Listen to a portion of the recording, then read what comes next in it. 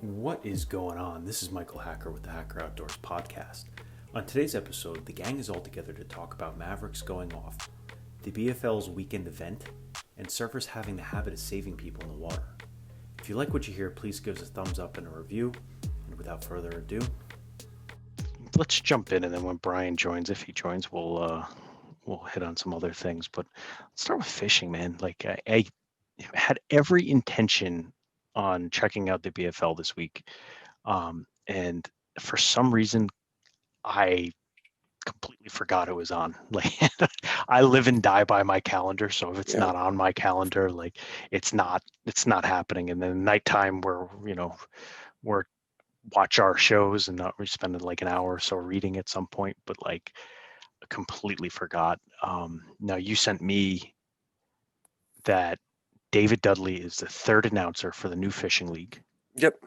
It's the let me get the name of the fishing league because they call it the league is what they're calling it, Well, but that's a TV show, isn't the league? it is a TV show, the league, but it's the national. Let's see, the national.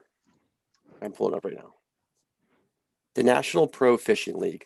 So the national PFL, or they're calling it the league. It's a new league. Okay. Basically 5 fish. Your best 5 fish each day. Total weight over 3 days wins.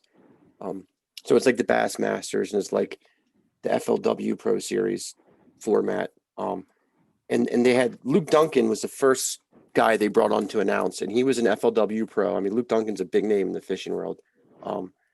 He does podcasts now, and he's actually fishing the Bassmaster Opens this year. So that was the first name they brought on board, because they're going to stream their every event completely, beginning to finish. And the second name they brought in was Fat Cat Newton. Fat Cat Newton is another huge name in bass fishing. Hilarious guy. And for about the past 3 weeks, they've been teasing who the third and final announcer is going to be. And a lot of people were thinking it was going to be Mike Iaconelli. I was too. But it turned out to be David Dudley. And that's a, huge name in the fishing world. He's won over $3 million with FLW. He's won a Farswood Cup championship. He's 3-time Angler of the Year, maybe 3. I mean, and he currently fishes MLF as a pro. And he's going to be doing both this year. He'll be fishing the MLF, and he'll be broadcasting for the league. Now Huge deal. Can you go over this for a moment? So like I have in my mind announcers, right? We're talking Dipsy Doo Dunkaroo baby, right? Like old school, like growing up basketball announcers, right? Give me a play-by-play. What would your announcing a bass tournament sound like? That's kind of tough for me to do right now. Basically, what they're doing, the good thing of them being live and having 10 cameras in the water all the time is they'll be able to go from who's catching them and who's not catching them. But the big deal to me is having those type of people in the booth watching it. They can really break down what the guys are doing and give you a whole nother angle. Do you think that the goal is to make it entertaining though? Like, is that kind of their goal as well? And trust me, let's start with this. Like, I know David Dudley, Luke Duncan. You said Fat Cat Nelson. I'm not exactly sure. Newton. Sorry, I'm not familiar with him. I will definitely do hilarious. my homework on him. But like, Dudley and Duncan, superstars, right? In my mind, as far as this goes. I can see them providing immense value into it, but there has to be for the league itself, and you have to kind of give it a little juice, right? Like something a little extra in there. Is maybe that's where young Fat Cat Newton comes into play. But so he's going to be on the water with the guys, giving live updates from the water. To me, like what Bassmasters did this year with their footage was incredible. The way they do it with having, especially with 10 cameras on the water at a time, if somebody's not catching them, they can go to the person who's catching them, so they can keep action. And the good thing with those types of broadcasters who are so knowledgeable in the bass fishing world and are fishing professionally still to today, they can bring knowledge to the table that things you might not pick up what's going on as far as what these guys are looking for, or why they're throwing this or what they're throwing. I think it gives you a whole new insight into it. And, you know, like I said, Bassmasters this year, because of COVID, was on ESPN2. Most of their events were live on ESPN2, and they did a great job. And I just think the league's going in the right way. No, I agree. You and I talked about this offline. Yeah. You know, I think doing so. Here he comes. Here he comes. Here he comes, ladies and gentlemen. Brian Hacker. Oh, there he is. He's connecting to audio. We'll segue here for a moment while we're waiting for him to join. We're already recording, Brian. Nice. You need to put headphones in today. I do? Yeah, you're echoing. All right, give me a second. All right, cool. We know you got those AirPods over there. We know you got them. Mine die too quickly. I have an old set of AirPods that just, like, after 20 minutes die. I use them for meditation, and that's about as long as they last. And then I don't have any. got to plug them in. Yeah, you know, yeah. You got those fancy headset. This is for gaming, so I can 10-4 breaker 19. Oh, what kind of games you playing over there? When I was playing, it was Overwatch. Okay. Which is All fun. right. And occasionally I'll get on the Minecraft and build a crazy fort of solitude. But we were talking. Brian's coming back, but Brian and I were talking. Was last week we were talking about fishing games that games that have fishing in them, and not specific fishing games, because I don't know. I've never played them. It's like a hunting game. I used to play the hunting games once in a while, but like Zelda, you could fish in the middle of Zelda, which was just awesome. I think that was the only thing I ever did in Zelda. I don't think I've ever played the game itself. But fish. Well, yeah, you can fish in Minecraft. You can fish in Minecraft. Apparently, there's a fishing game out. It's Scott Martin backs. I forget the name of it. It looks fun, but I don't know. I've never really played a fishing game. I'm curious to try it out. What the hell is the name? Is it Pro Fishing Simulator? Maybe. I think that's what it is. Yeah, that might be the one he endorses. Let's see. Nice to have a computer at your fingertips. But pull it up, Joe. Pull it up, Joe. I'm pulling it. Yeah, it's Fishing Sim World Pro Tour. Yeah. That's supposed to be where it's at right there. Fishing Sim World Tour. All right. Well, let's jump back. So, Brian, we were just talking about the Pro Fishing Tour. We were talking the National Pro Fishing League, which is aptly called the League, has 3 announcers: David Dudley, Luke Duncan, and Fat Cat Newton. They are going to have 10 cameras on the water. And I said, I had every intention this weekend to watch the BFL. We have some BFL results we'll talk a little bit about, have Joe talk a little bit about them. But I said, there was something that they have to do in the leagues, right? And in watching hours of the BFL, they only show the weigh-in, which I understand because there's tons of BFLs. But even some of the bigger leagues like FLW, they don't stream their whole days usually. They usually stream like weigh-ins, and then I think the final 2 days they'll follow the guys around, kind of like Bassmasters did. But to me, it's entertaining if you're fishing, and it's changed a lot watching fishing, in my opinion. And they get huge amounts of viewerships, whether it's online or ESPN2. The numbers coming out were huge for Bassmasters this year. Oh, that's awesome. I just said, I think it's something that, when I think of announcing, I think of the old school, basketball games and everything like that. I said Dipsy Do Dunkaroo Baby and things like that. Like, you kind of add a little liveliness to the event. And I guess if you're having 10 cameras out on the water and you're jumping from person to person and showing kind of nonstop action, it's not going to be as boring as it used to be. I remember being younger and watching it and being like, what's going on? Like, I'd rather put on one of those Sunday morning fishing shows. Well, it's kind of, plus now, like with those types of commentators, like I said, they're going to be breaking down what these guys are doing and really laying it out to maybe the average guy or, even above average fisherman who doesn't know this stuff. Like, they'll be able to break down like why they're fishing this area at this time of day, this time of year, why they're using that bait, blah, blah, blah, blah, and so on and so on, which I think that brings a great hard to it. We used to talk about it all the time. We would be like, on a Sunday morning, we'd rather watch that because we get tips on how to fish, on different, different weather, systems or whatever is going on specific days. Remember, I think it was FLW with Kevin Van Dam back in the early 2000s. Every cast, he would explain what he was doing, his speeds and everything. And, they really did a good job broadcasting those, the old school tournaments like that. And I enjoy the whalings and see the, the big pigs coming out of the bags. But I think I enjoyed more seeing what they did on an overcast day when, it's 50 degrees out and the water is, under 50 degrees too. Well, yeah. If you watch the Elite Series events this year on ESPN2, that's what they did too. I mean, they really, to an extent broke it down, what they were doing and why they were doing it. But with this crew that's announcing this, I mean, David Dudley is like a LeBron James or Michael Jordan of fishing. I mean, he is one of the best, if not the best. I mean, he's won over $3 million in tournaments, which is insane, in 3 anglers of the year. I mean, and he's still fishing professionally. So the information and Luke Duncan too. I mean, Luke Duncan was a pro in FLW forever, and he could still be, and he's going to fish the Opens this year. But what they're going to be able to put out there educational wise is what they're doing and why and so on and so on. It's going to be incredible. I think the league's really going to give some leagues a run for their money.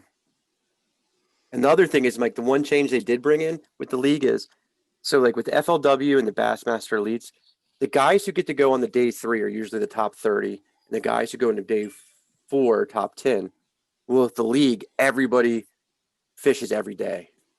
So it kind of gives, the chance of like a Cinderella story, somebody coming from like 50th place to go on and win it, which that's going to be the first time that's really happened. That's a little change there.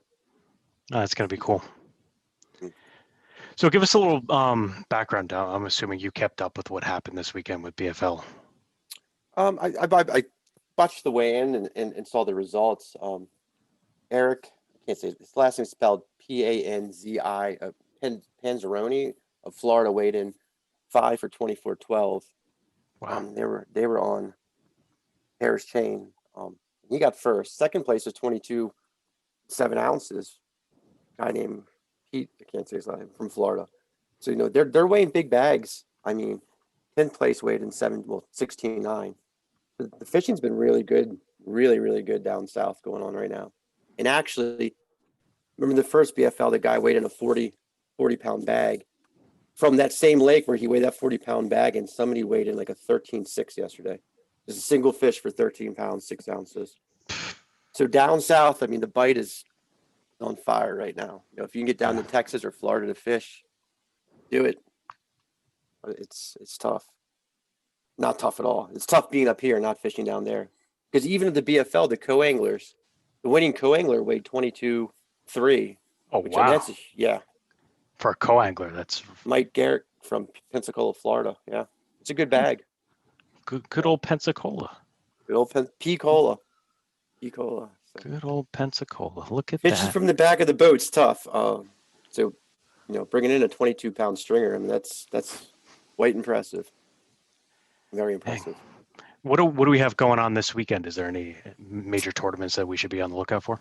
So the BFL, I'm not sure. The BFL, the way the BFL works, let me see, I'll look at the schedule.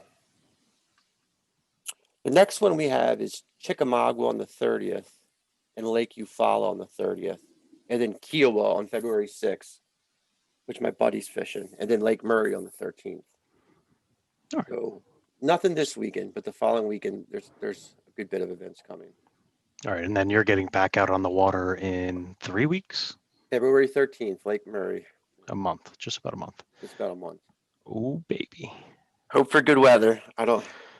Well, if you need to, remember there's a special way where you can skip your bait across the water and get it under docks and stuff like that. If you need me to show you, I'll be more than happy to do it. Unfortunately, I don't have the body frame like you or the hawk out, because like you just like bah! we do need to catch that on film. I'll try to channel you and see. Listen, I'll send you good juju and see what happens there. Yeah. So But I actually might be fishing the whole South Carolina division this year. are you really? I want to. When are you headed down south? Let's start with that. So for the tournament on the 13th, I'll probably head down like on the 11th. Maybe a little earlier. But then into March, I'm going to head down for quite a while. Say from the end of March probably through to middle May, into May, making trips back up here to fish tournaments. Okay. And then June and July, I'll probably stay up here a little bit longer because the Northeast tournaments are up in New York. We're on Champlain, Cayuga, and I think the St. Lawrence. And those drives and down south would be miserable. So I'll probably stay up here for a little bit to make those drives a little easier. Yeah. I want to do the Lawrence. I Oh want my to. God. That place. Your story from last year. Yeah. You want to talk a little bit about that since I mentioned it? Oh, when we went out, it Yes. wasn't last year, it was the year before. Oh, was it? No, all right. Yeah. So it was a super tournament. So it was 2 days of the BFL. And we were all watching the winds because I forget what direction it is up there. I think it's south. The wind's blowing from the south. It just produces these humongous waves on the Great Lakes and even on the rivers. So we were all watching the weather, and they were calling for like 20-mile-per-hour winds from the wrong direction every day for that first day. And we were all kind of hoping it was going to get canceled. Well, the night before, like 3:34 in the morning, this storm rolled in up there like I've never heard before. And there's like this thunder that woke everybody up, and the wind was just howling. So we went out, nothing was canceled yet. So we go out, and we were hoping maybe we'll just put it off and we'll just do it one day. Wouldn't do it. They were hoping the winds would die down by 10 and everything would be okay. Well, the opposite happens. The winds picked up, and there was 4 to 6 foot rolling waves on that river coming back in. And I didn't know it could happen like that. We were just, I was in a 21-foot Ranger and it was literally just going like this, and this, and this. 4-mile ride took us 30, Now, 40 minutes. for people that are listening to Joe's story and he's showing his hands, I mean, that's like legitimately picture massive ocean waves where the front of your boat is going vertical and then crashing back down again. We could have surfed the shortboard to some of those waves. They made the river. I mean, they made the lake off limits because nobody should have been out there on the lake. Thank God that was off limits. But several boats got damaged, pretty badly damaged. People lost mounts, all different types of things. It was definitely, looking back, we should not have been out there. Luckily, the guy, my boater that day, was very, he grew up on the water and he was very safe, and we got back in. But the current was so strong in places. These guys have all Trexes and the top of the line trolling motors. We could not hold in our position with all Trex. I mean, I was throwing an ounce weight for my drop shot just to get it to hold where I needed it to be. The current was just ripping. And when you got to those open areas, I mean, that ride into the town, I mean, I've never seen waves that big before on a river, or I've seen bigger on a lake, but it was insane. Absolutely insane. And no, thank you. Dude, the ride in, it was raining too. So we had our rain gear in. Yeah. I mean, it was just water on you all. It was like nothing I've ever seen in my life. Insane. Well, geez. Well, speaking of surfing, I think probably everyone listening to this, at least the avid surfers or outdoor enthusiasts, probably has seen Mavericks is setting off, right? We've got a couple of cool things that happened this week in Mavericks. And for that, I'm going to ask Brian. Brian, what the heck, man? Yeah, so the huge North Pacific swell came through, and it sent waves from Hawaii all the way up and down the coast of California. And there's been some unreal footage coming through.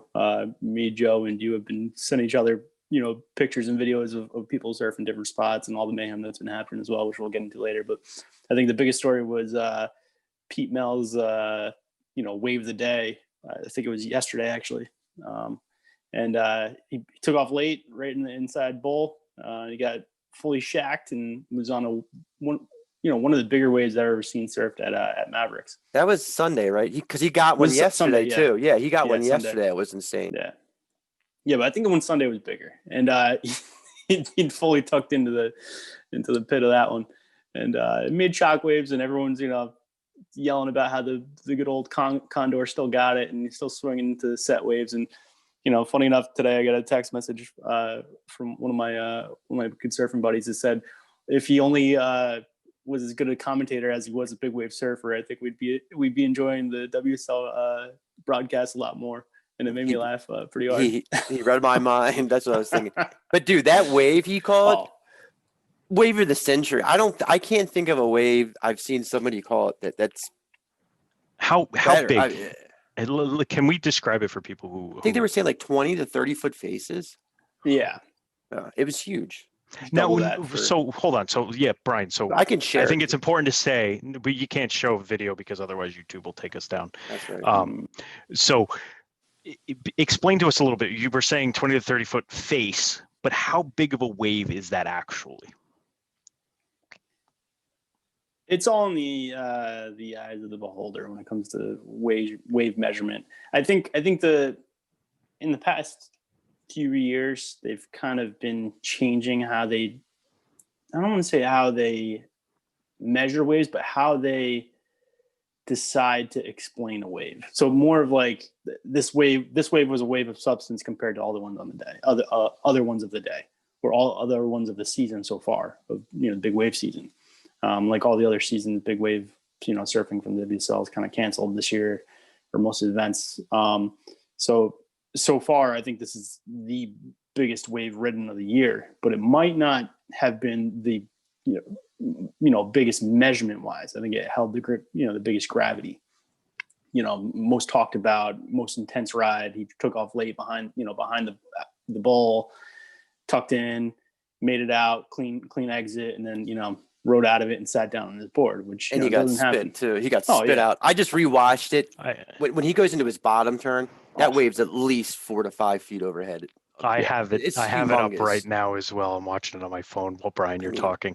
It's kind of serene to watch, and I think this is true with almost anything, right? It's from far away, you don't truly grasp the. I'll use your word, Brian, gravity of what's happening, right? It doesn't look like it's really happening fast. It's almost like a slow motion sequence. If you were watching on a video, you wouldn't really grasp the fact that it's a freight train barreling at you. That's, like you said, a 30-foot face wave, maybe more, just barreling down on top of you. That is incredible. I mean, I can share the picture of his second one he caught to give you an idea. People give the idea of the size. Here, let me Pete Mills, man, holy cow. I can't. It won't blow up big, I don't think. No, probably not. Hold on. Yeah, no. We could. Yeah, it's not gonna blow up big because it's Instagram. Yeah. No, it's fine. We'll link to it on the page. Yeah, Surfline did something cool with this swell too. They had a Jamie. What's his name? Was out there? Yeah. Was it Mitchell? I forget. I think it was. I think it was him. But basically, whoever it was, I think they're going to start doing this with different swell events. Is they'll have, without events, they'll have live streams and basically an all day, whoever it is narrating what's going on during the day. And this took from beginning in the morning, showed him making sure all his gear was set, to doing breath exercises with one of the younger local, big wave surfers, and it kind of brought him through the process. I mean, even exiting through the harbor. On the jet ski, he was, taking video, explaining what he's doing, and then he was out in the lineup and showing, what it's like to kind of be out there. And then he went out too. Yeah. And Did you see Twiggy? Did you see Twiggy yesterday? Yeah. That free fall, and how that was a brutal wipeout. I mean, that wave's going off right now, man. And there's a couple chicks out there charging too. I mean, it's nuts, dude. A friend of mine, from Jersey here, his name's Alejandro Delgado. His sister, I always forget her name, but she actually was in the first big wave, women's big wave world tour comp. I think she's a mother now, and I don't know if she's still entering competitions, but we all watched it and rooted for her. She was surfing Waimea, and I think she was scheduled for the year that they canceled the Mavericks competition. That's why she didn't surf there. But man, woman charged too. Come on. It's Oh, yeah. incredible. No doubt. No doubt. I got a Unbelievable. question. So, I'll kind of diverge for a second to stick on California for a second, right? So, if you haven't seen it, there was a group of Santa Barbara kids, right? There was a boat that capsized, and these surfers, Santa Cruz, sorry, and these group of surfers saved all these kids, right? Fantastic, but they were afraid to put their names out there, right? Like they were kind of scattered, I guess, by the time the authorities showed up, because they were afraid they're going to get arrested, because there is a surfing like ban in California. Did that not hold true in Mavericks? Like, so the ban, I'll have to double check myself on this one, but I'm pretty sure it was it's just that spot. I don't think they're supposed to be surfing that spot. Now, we won't say which spot it is, but I think that specific spot, for whatever reason, is banned right now. And, a group of kids, for everyone who doesn't know the story, they, for some reason, were taking their little sunfish out into the same swell that's setting Mavericks off at, 30 to 50 feet. And in Santa Cruz, which gets very big waves, they're going out of the harbor and into the open ocean on this. And, the entire group pretty much got capsized, and it just so happened that 30 surfers are out surfing that specific spot that's nearby, and they'll paddle over and start grabbing kids. Yeah, that's awesome, man. They're lucky that those guys were out there. That happens quite often, that surfers are saving people out there. I grabbed a kid once. You didn't grab me when I went down one time. No, couldn't find me. I was 16, and I was a little preoccupied with not drowning myself. That was gnarly, man. What hurricane was that? Oh, I don't know. Do you remember? 2000. I think it was 2005, 2004, October. Floyd, it might have been Floyd or something like that. I think it was it was 4. big. Yeah. No, that was a bad hurricane. That was a horrible wipeout. And then, let's talk for a minute. Joe, you sent out this Chuck Patterson skiing Mavericks video. That guy's just a madman. I mean, here's Mavericks at 30, 50 feet, and he's on skis dropping in. I mean, Chucky is a madman. Like, who else does that? It's like, why not do it in skis? I mean, At first, I couldn't tell because of the camera direction, right? Like, you couldn't see he actually had ski poles in his hand. Like, madman, absolute madman. But good for him. You can do it. Dude, that's such a wave of consequences. I mean, that only a handful of guys can surf, and girls, maybe a little bit more than a handful. And this dude's out there on skis. Like, I mean, it just tells you his, how much of a waterman this guy is. You always hear Hawaiians say, like, he's such a great waterman and this and that and other. I mean, to be that skilled in the water to ski 30 faces, which I've never really seen anybody ski on a wave. No. Here he is at Mavericks doing it. Madman. Although we did see people ride dirt bikes on a wave. You remember that? Yeah, that was Chopo, and Jamie O'Brien was a part of that too. Yeah. I mean, that was a weird year. Yeah. Remember they were doing like night surfing, they lit Jamie O'Brien on fire during that. Well, Jamie O'Brien's another madman, dude. Yeah. Like, I just watched his recent his web series. This is his job. Was it Haleiwa he was surfing? And like, it was huge, and everybody else is just doing the standard Haleiwa, like just big board straight, and he's catching the left, getting barreled. And it's like, who is this guy? Like, just wild, man. Just wild, man. That guy is so good at surfing. Yeah. People don't realize it. Like, the waves he gets at Pipe, and just out of this world. Out of this world. We're gonna see some good footage, I think, this coming week, because Ben Gravy's there with Jamie O'Brien this week. Did you see Koa's bomb? Oh my God. I've been meaning to mention Koa. He surfed, I think it was either North Carolina or South Carolina over the summer. Yeah, with Brett. Hurricane. With Brett, yeah. Actually, North Carolina, you're right, because I remember now. And I actually know exactly where he was. Yep. And he said it was one of the bigger days. I forgot how he worded it, but basically said that he's never seen, the East Coast get like that. It was the power of the water, which was a surprise, because he couldn't, at the first time paddling out, like he just couldn't get out, remember? Yeah. And they had, they're videoing from, from the side of the bank, I don't even know what to call it. It's not even the beach, because it was, really high wherever they were. Top of the sandbank on the dune, maybe even higher. But he looked like a little speck out there, which is which really tells you, he gets pretty intense out there. But I like him, and I like his podcast, and give him a little shout out. People, haven't seen it. Cohen rips, dude. He rips. So does Nathan Florence. I mean, he's the one Florence brother that's it's like kind of under the radar. I mean, that guy's a madman. He's picking up. I've been seeing a lot more about him as of recent. I like his point of view, holding the GoPro or however he does it, getting barreled backdoor waves, like his tutorial. He actually did one, I think it was last week, about how how to get out or something like that. And he basically, it was how to get worked. And he was surfing Pipeline, is like basically showing what it was like to get worked on the inside of Pipeline. And he's like, here we go. And he actually talked you through, which was hilarious to me to actually see it. So that's you sent that to me. That was that was not. Yeah, it was good first person.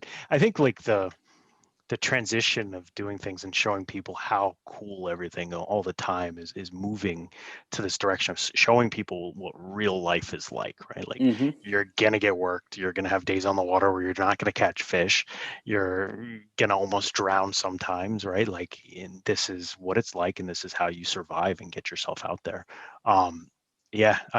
I really enjoyed that video you had sent me of his, and it showed a whole nother world where I remember talking to people about surfing. They're like, "Oh, it's so great, yeah, blah blah blah." Like no one ever gets hurt. When I told them I hurt my shoulder surfing, they're like, "How'd you hurt your shoulder surfing?" I was like, wiped out horribly, and was tumbling on the ocean floor for a couple of waves. Like that's how I hurt my shoulder. Yeah, man, getting slam's no joke. And they're like, how does that happen? You're like, you never saw people wipe out before? Like, in surf movies, really, you don't see that unless you wait to the end. I mean, another thing people don't realize, though, too, I feel like, is with pipe, like when you see these guys getting these bombs of pipe, they're not getting tons of waves. No. They might be out in the lineup for hours and only get the drop on 2. And to be able to do that, like, that's another thing, just sit out there that long ass time and then going into a wave that was such consequence after sitting for an hour and a half, that's insane to me. Absolutely insane. Yeah, I get the leg cramps after like 5 minutes of sitting on my board. I'm like, they can't do this anymore. I need to hop off and stretch my legs and, swim around a little bit. Yeah, it's not. Yeah. People always make comments. They're like, why are you always moving? I'm like, because I'm keeping, my muscles loose by keeping paddling and keep kicking my legs and keeping everything moving. It's especially in cold water in the Northeast. Everything kind of cramps up if you sit too long. And you do get slammed in the East Coast too. People don't realize that. This summer I rolled over the rocks at an undisclosed northern Monmouth beach, and I came up and I had I don't know if it was a crab. Something was on my back, and whoever was with me made a comment about it. Like, I've rolled over the rocks.